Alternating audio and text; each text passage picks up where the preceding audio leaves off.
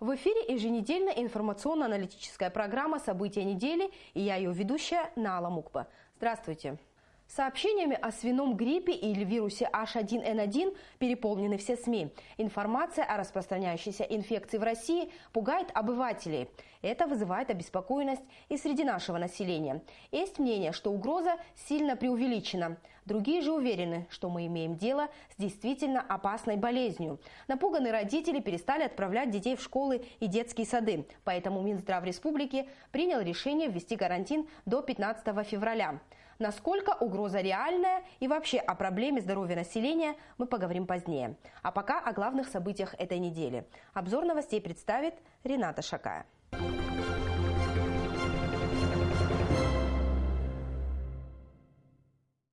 Президент Рауль Хаджимба в понедельник 25 января провел совещание с руководителями министерств и ведомств по вопросам реализации поручений, озвученных им в послании парламенту 20 января.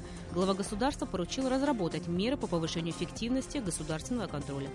26 января президент Рауль Хаджимба также подписал закон о внесении изменений в закон о налоге на добавленную стоимость. В соответствии с принятым законом от уплаты НДС освобождаются ввоз товаров для детей, текстильных изделий, головных уборов и обуви по перечню, утвержденному Кабинетом министров, ввоз наземных транспортных средств и запасных частей к ним.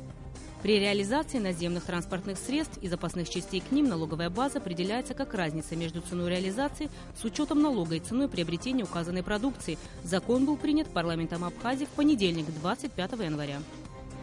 Проект конституционного закона поправки к статье Конституции о местном самоуправлении и управлении в Республике Абхазия был принят депутатами Народного собрания в третьем окончательном чтении 29 января в пятницу. Теперь из состава органа местного самоуправления президент назначает глав городов и районов. Данное положение отражает природу института местного государственного управления, так как главы городов и районов входят в единую систему исполнительной власти, говорится в законе. 26 января в Москве чрезвычайный полномочный посол Абхазии в России Игорь Ахба и статс-секретарь заместителя министра иностранных дел Российской Федерации Григорий Карасин обменялись ратификационными грамотами к соглашению между Республикой Абхазия и Российской Федерацией о пенсионном обеспечении граждан России, постоянно проживающих в Абхазии. Соглашение было подписано 14 апреля 2015 года в Сочи и вступило в силу после обмена ратификационными грамотами. 27 января премьер-министр подписал распоряжение назначения на должность генерального директора РГУ «Абхазская телерадиокомпания» Леонида Еник. Премьер-министр Абхазии Артур Миквабе представил коллективу Абхазской государственной телерадиокомпании нового руководителя в пятницу, 29 января. Братские республики расширяют сотрудничество. 27 января в Абхазию с официальным визитом прибыла делегация из Карачаево-Черкесии. Возглавляет ее председатель правительства КЧР Руслан Казаноков. Их принял президент страны Рауль Хаджимба. В ходе встречи обсуждались вопросы сотрудничества двух государств. 28 января члены делегации из Карачаево-Черкесии встретились с главой правительства Абхазии Артуром Миквабе и членами Кабинета министров. 27 января состоялся 6-й съезд республиканской политической партии «Единая Абхазия». Ее председателем избран один из основателей партии Народного форума Айтглера, депутат Народного собрания Сергей Шамба. С 25 января в республике введено веерное отключение электроэнергии. По информации Черноморэнерго, это связано с низким уровнем воды в водохранилище Ингурской ГЭС. Перебои в подаче электроэнергии продлятся до апреля. Опасный вирус свиного гриппа подобрался совсем близко к Абхазии. Случаи его в Абхазии не зафиксированы, но посещаемость школ и детских садов уменьшилась. Кроме того, середина зимы – период вспышки ОРВИ, поэтому Минздрав Республики принял решение о введении карантина. 26 января в Арсмира состоялась пресс-конференция министра здравоохранения Абхазии Анзора Гулова. Журналистов интересовали вопросы эпидемии гриппа, состояния лечебных учреждений и, конечно же, финансирования отрасли. В этот же день 222 сотрудника городской больницы получили по 90 тысяч рублей в качестве подарка. Российский политик, меценат Хазрет Савмен в канун Нового года передал Сухумской городской клинической больнице в качестве благотворительной помощи 20 миллионов рублей для работников. Футбол и политика. Грузия запретила армянскому Арарату играть в Абхазии. Министерство иностранных дел Грузии помешало проведению товарищеского матча между футбольными командами Арарат-Ереван и Волга-Нижний Новгород. МИД Грузии заявила МИДу Армении о том, что крайне нежелательно участие армянской команды в каких-либо матчах на территории Абхазии. Мы расцениваем эти шаги МИДа Армении как недружественные, но мы надеемся, что в будущем армянское руководство пересмотрит свою политику в отношении Абхазии. Так прокомментировал ситуацию начальник политического отдела МИДа Абхазии Иракли Тузба. В культурной жизни страны наиболее значимым событием этой недели стал юбилей художественного руководителя и главного режиссера Абхазского государственного драматического театра, народного артиста Абхазии, кавалера ордена Ахтзябша II степени Валерия Ковы. 26 января ему исполнилось 70 лет. С юбилеем его поздравил глава государства Рауль Хаджимба и глава правительства Артур Микваби.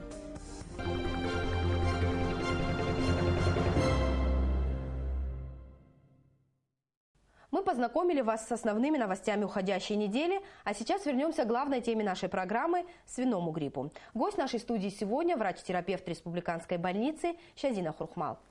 Здравствуйте. Здравствуйте. Прежде чем мы начнем говорить о проблеме, я хотела бы предложить вам посмотреть репортаж, который подготовила моя коллега Сария Смыр. Вот уже более 2 недель наше население обеспокоено сложившейся ситуацией в сфере здравоохранения. Опасный вирус подобрался совсем близко к Абхазии. В Краснодарском крае Ростовской области его жертвами стали около 200 человек.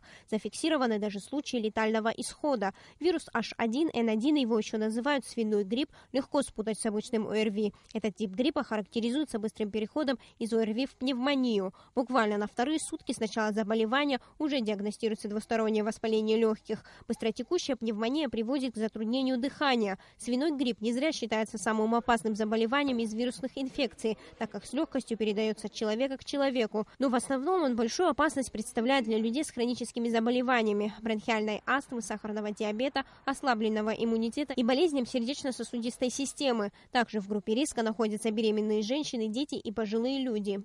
В основном, конечно, это пожилые люди, у которых отягощенные плюс еще сердечно-сосудистые заболевания, легочного, бронхиального аппаратов, с бронхиальной астмой, с хронической легочной недостаточностью, с бронхоэктатической болезнью, с эмфиземой. Конечно, они первые стоят на то, что на фоне сниженного иммунитета этими заболеваниями, конечно, они первые могут подвергнуться воздействию этих инфекций. В Абхазии случаи заболевания гриппом, вызванным вирусом H1N1, пока не отмечены, а некоторые специалисты опасения по поводу возможной вспышки эпидемии свиного гриппа в Абхазии считают преувеличенными. Такому мнению придерживаются и многие наши граждане. Другие, в свою очередь, считают, что опасаться вирусной инфекции все же стоит. Именно по этой причине в аптеках практически невозможно найти противовирусные лекарства. По словам фармацевтов, их дефицит прослеживается в связи с резким повышением числа заболевших, а многие принимают их в качестве профилактики. Поэтому введение карантина они считают мерой необходимой. Больше, чем раньше, много людей обращаются. Противовирусный эргоферон, гагацел, маски, оксалиновую мазь спрашивают больше всего. Несмотря на введение карантина, врачи утверждают, что увеличение количества больных детей не превышает сезонных показателей, и речь идет об обычных заболеваниях. То, что касается детского населения, то идет умеренный подъем, сезонный подъем заболеваний ОРВИ. Поэтому я еще раз хочу обратиться к населению и сказать о том, чтобы не забывали, что есть телефон регистратуры, в который вы можете позвонить в случае заболевания в семье ребенка, и вас посетит участковый педиатр. На сегодняшний день в республиканских лечебных учреждениях нет соответствующего оборудования для диагностирования вируса H1N1, но при малейшем подозрении лабораторные анализы отправляются в Россию. Но, конечно, лучше всего принять меры предосторожности и защитить себя от вирусной инфекции. Для этого необходимо соблюдать элементарные правила профилактики. Не стоит посещать места с большим скоплением людей. Необходимо чаще мыть руки мылом, смазывать нос оксалиновой мазью, проветривать помещения. Именно тогда есть вероятность того, что болезнь пройдет мимо вас и ваших детей. Сария Смыр, Астамур Гожба, Абхазское телевидение. Ну и начнем с самого главного. Как вы считаете, угроза свиного гриппа является на самом деле такой опасной? Ведь, как мы знаем, подобные инфекции по всему миру вспыхивают иногда и также неожиданно исчезают. Например, мы можем вспомнить ситуацию с атипичной пневмонией и птичьим гриппом. Что вы думаете по этому поводу? Сама угроза эпидемии и вируса гриппа, она, конечно, серьезная проблема, когда он за собой несет серьезные осложнения. Является фактором риска это дети, пожилые люди, люди с сопутствующими заболеваниями. Что касается, насколько это опасно для здорового населения, да, конечно, опасно, если народ, то есть здоровое население не готово к этой опасности, если нет, допустим, специфической профилактики, если нет обычной профилактики, гриппа не проводится, если процесс идет, прогрессирует заболевание, и больной, если не лечится вовремя, это может нести за собой серьезные осложнения. Как мы знаем, симптомы свиного гриппа схожи с обычным гриппом, и в Абхазии у нас нет лабораторий, в которых можно было бы выявить этот вирус. И как вы считаете, когда нужно бить тревогу, когда нужно незамедлительно обращаться к врачам? Высокая температура, озноб, боль в спине, тошнота, интоксикация. Он первые же сутки заболевания должен обратиться в медицинское учреждение. Для этого есть инфекционная больница. То есть больной с температурой в первую очередь должен поступаться в инфекционную больницу. А дальше, то есть соответствующий, если больной будет обследован, дальше будет оказываться другая помощь, по показаниям. Зима – это период вспышки ОРВИ. И вы, как практикующий врач, наверняка знаете об этой ситуации не понаслышке.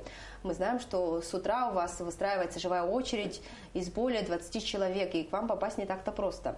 Но как вы, по вашим наблюдениям, как вы считаете, вспышка ОРВИ действительно есть на данный момент? На данный момент считаем, что вспышка ОРВИ есть.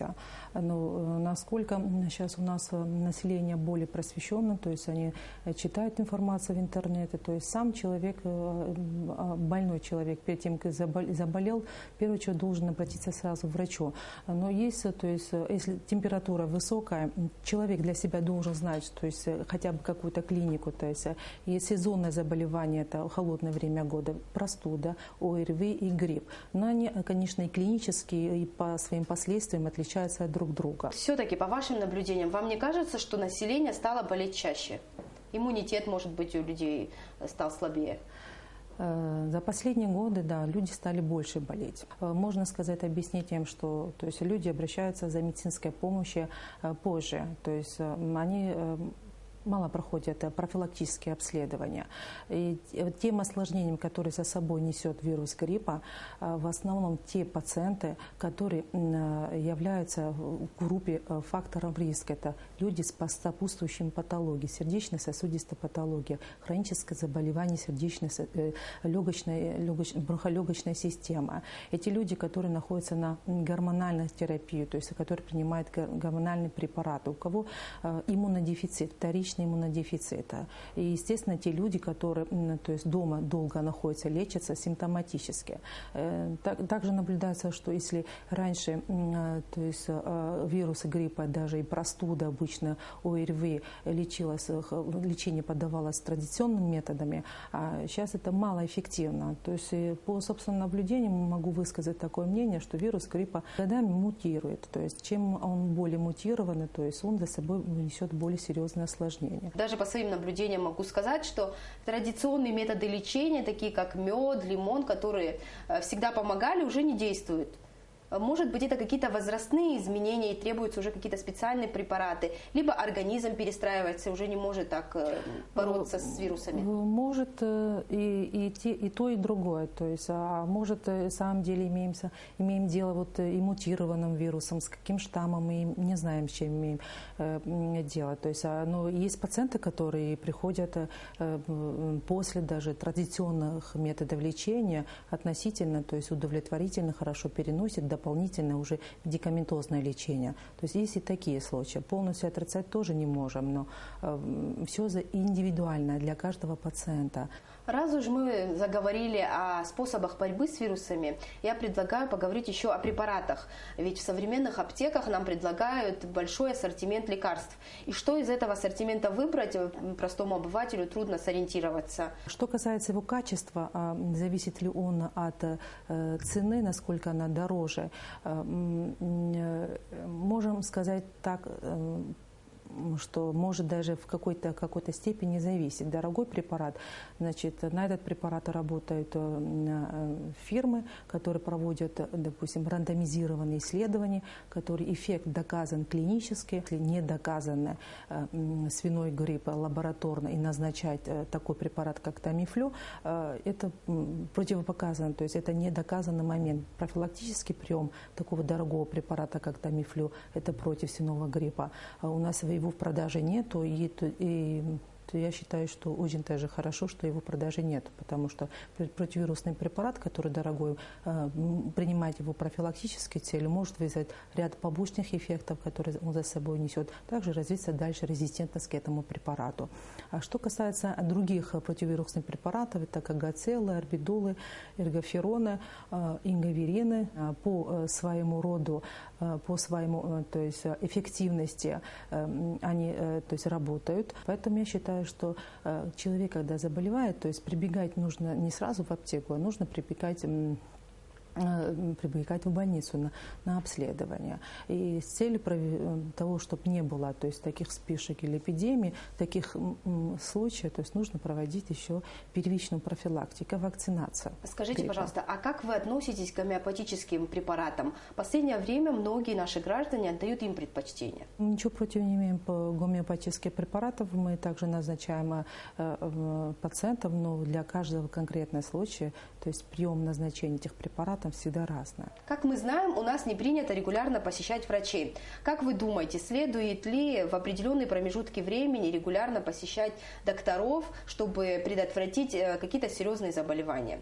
Как люди должны следить за своим здоровьем? Нужно обязательно посещать вовремя профилактические осмотры, систематические наблюдения у врача, то есть обследоваться по сердечно-сосудистой системе, обследоваться по легочной патологии, обследоваться. И, наконец, что бы вы посоветовали нашим телезрителям, как уберечься в сезон холодов от болезней, от ОРВИ, от свиного гриппа или от других вирусных инфекций? В первую очередь, в настоящее время ограничить посещение, то есть там, где многолюдно. Такие методы, как личная гигиена, часто мыть руки, проводить санацию носоглотки, также находиться побольше на свежем воздухе, здоровое питание, регулярно, то есть режим труда и отдыха. Это вот такое неспецифическая профилактика, также побольше заниматься спортом. Это первый момент. А второй, очень такой важный, это сезонная, то есть профилактика гриппа. Шазина, спасибо большое за такую интересную беседу. Спасибо. Уважаемые телезрители, я напоминаю, что в студии была врач-терапевт республиканской больницы Шазина Хурхмал. На сегодня это все. Смотрите каждые выходные на канале Абхазского телевидения информационно-аналитическую программу «События недели». С вами была Наала Мукба. До свидания.